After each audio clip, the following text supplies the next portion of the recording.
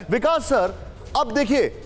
हम वेट कर रहे हैं पुलिस कब कार्रवाई करेगी। पुलिस ने एफआईआर दर्ज कर दी और जाहिर सी बात है शायद हम लोग सोच रहे थे कि कल रात में कार्रवाई हो सकती थी, लेकिन अब ये लोग पलायन करना जब शुरू कर रहे हैं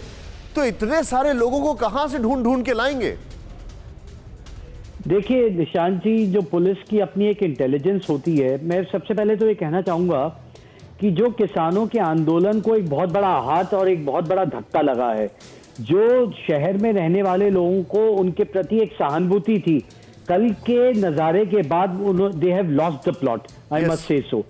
दूसरी बात, एक बहुत जो जैन साहब ने भी एक बात कही कि जब इनको परमिशन आउटर दिल्ली की रिंग रोड पे परमिशन थी, तो कहीं ना कहीं पुलिस की भी एक मैं खामी मानूंगा कि उनको आपने लाल किले तक आने तक क्यों दिया। ये एक सबसे बड़ा प्रश्न चिन्ह उठता है। दूसरी बात, जो आज सीसीटीवी कैमरे में कैद हो गई है कि कौन एग्रेसर थे और विक्टिम दिल्ली पुलिस थी, तो कहीं ना कहीं मुझे लगता है कि जिस तरह से डिजिटल फुटप्रिंट रहता है और डिजिटल कैमरे की वजह से अगर पुलिस चाहे तो वो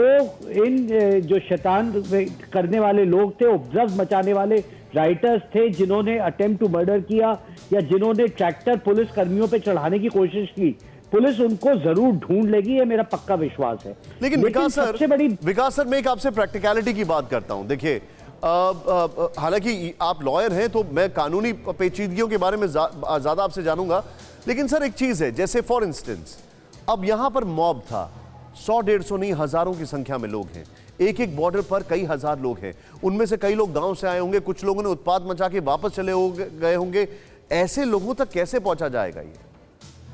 नहीं निशांत जी, ये मुश्किल तो है लेकिन असंभव नहीं है, और इसी बारे में एक पुलिस को भी कहीं ना कहीं अपना वक्तव्य देना पड़ेगा कि जब आपने आउटर दिल्ली की परमिशन दी तो आपने उतनी बल क्यों नहीं लगाया, क्योंकि आपकी असेसमेंट थी, आप इतने दिनों से ये आंदोलनकारी बैठे हुए थे और आपको मालूम था कि कितनी बड़ी संख्या है, तो आपका बंदोबस्त भी, जब सुप्रीम कोर्ट ने कहा था कि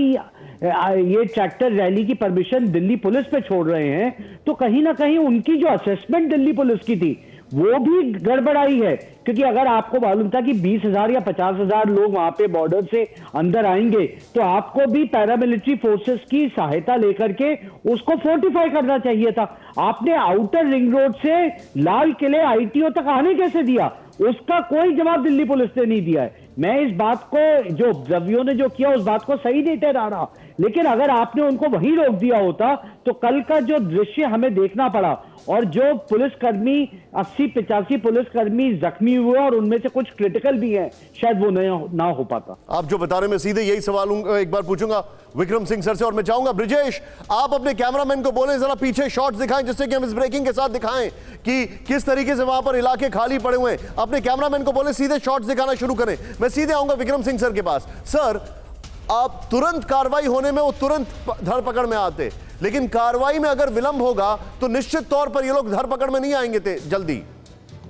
आप बिल्कुल ठीक कह रहे हैं कि इनके पलायन की प्रबल संभावना है, लेकिन पुलिस अपने इन्फॉर्मर सूचना तंत्र के ऊपर निर्भर करती है, और मैं उम्मीद करता हूं कि अगर